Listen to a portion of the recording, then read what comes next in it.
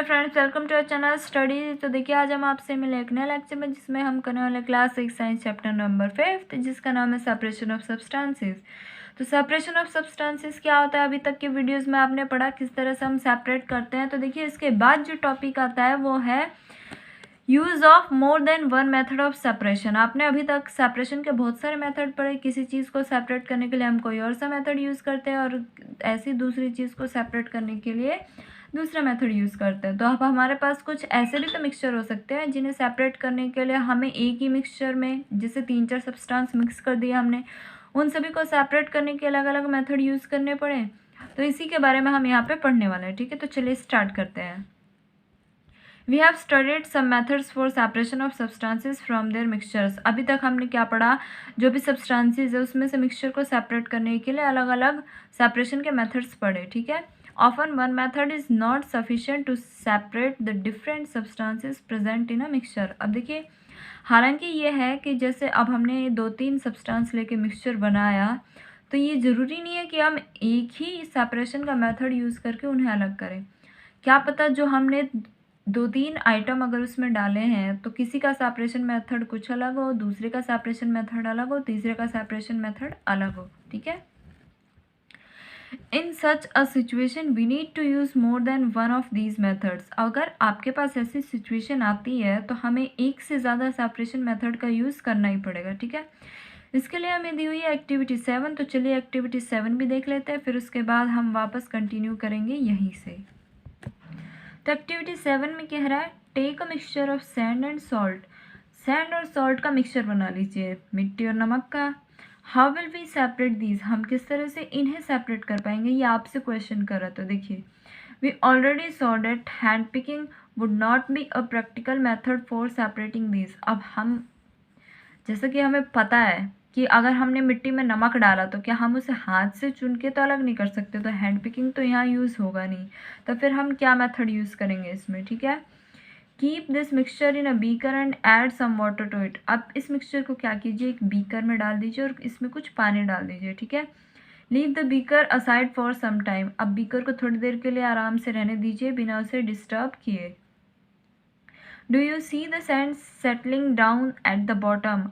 फिर आप देखेंगे कि जो मिट्टी होगी वो नीचे सेट हो गई होगी बॉटम में, यानी सतह के साथ। ठीक है, the sand can be separated by decantation और फिल्ट्रेशन। फिर जो ये मिट्टी नीचे सतह के साथ बैठ चुकी है उसे हम कैसे अलग करेंगे? या तो डिकेंटेशन यूज़ करके या फिल्ट्रेशन यूज़ करके। आपने दोनों मेथड्स पढ़े थे, डिकेंटेशन और फिल्ट्रेशन। अगर आप भूल गए हैं तो मैं बता देती हूँ। डिकेंटेशन में हम क्या करते हैं, जैसे कोई पाउडर हमारा मिट्टी के सतह के पास बैठ गया तो ऊपर ऊपर से हम लिक्विड को उस कंटेनर में से दूसरे कंटेनर में ट्रांसफ़र कर देते हैं। और फिल्ट्रेशन तो आपको पता ही है, किसी चीज़ के द्वारा छान लेते हैं। What does the decanted liquid contain? तो जो हम वो डिकेंटेशन मेथड यूज़ करेंगे तो वो डिकेंटेड लिक्विड होगा। उसमें क्या होगा? Do you think this water contains the salt which was there in the mixture at the beginning?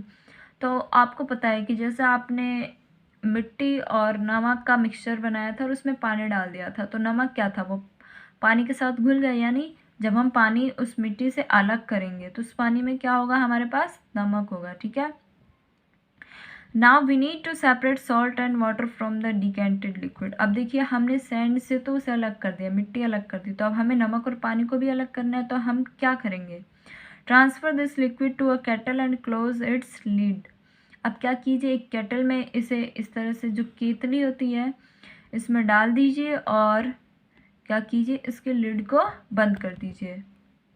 Heat the kettle for some time. इसे थोड़ी देर के लिए गर्म कर दीजिए। ठीक है, डू यू नोटिस? अब देखिए क्या नोटिस करना है आपको, या क्या नोटिस करेंगे आप? Steam coming out from the spot of the केतली। जो केतली आपने रखी है उसके जो ये स्पोट है, जो उसका स्पोट होता है, उसमें से क्या होगा, स्टीम बाहर आएगा। Take a metal plate with some ice on it. फिर आप क्या कीजिए, एक मेटल प्लेट ले लीजिए और उस पर थोड़े बर्फ़ के टुकड़े डाल दीजिए। ठीक है, hold the plate just above the spot of kettle as shown in figure 5.3।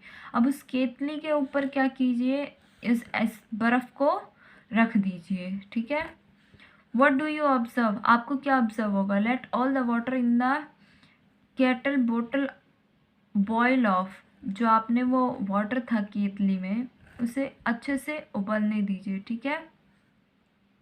When the steam comes in contact with the metal plate cooled with ice, it condenses and forms liquid water. जब वो steam क्या होगा, बाहर आएगा और इस plate पे पड़ेगा जिस पे हमने आइस रखी है, तो वो आइस क्या होगी, वो पिघलेगी और पिघलने से क्या होगी, लिक्विड वाटर में कन्वर्ट हो जाएगी, ठीक है। The water drops that you observe falling from the plate, जो वाटर ड्रॉप्स आपको दिख रहे होंगे कि प्लेट से नीचे गिर रहे हैं, वह due to condensation of steam, वो किस वजह से है, स्टीम के कंडेंसेशन की वजह से, ठीक है। The process of conversion of water vapour into its liquid form is called condensation. अब कंडेंसेशन क्या प्रोसेस होता है, कंडेंसेशन वो प्रोसेस होता है जिसमें वाटर वेपर जो होता है वो वापस अपने लिक्विड फॉर्म में आ जाता है, ठीक है।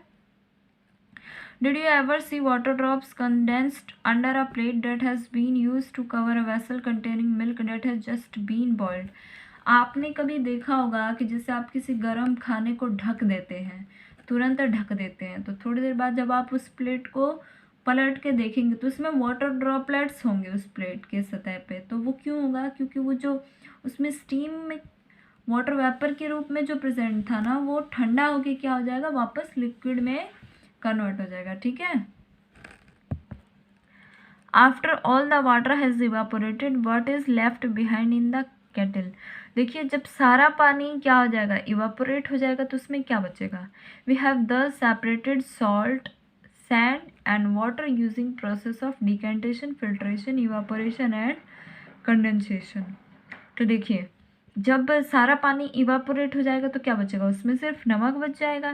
तो देखिए हमने नमक चीनी को किस तरह से अलग किया, कौन कौन से सेपरेशन प्रोसेस यूज़ किया हमने, इसमें डिकेंटेशन यूज़ हुआ, फिल्ट्रेशन यूज़ हुआ, इवापोरेशन यूज़ हुआ और कंडेंसेशन यूज़ हुआ, ठीक है। तो अब इसी तरह से अब आगे भी एक एक्टिविटी आएगी, उसे हम पढ़ेंगे नेक्स्ट लेक्चर में। तब तक के लिए टेक केयर।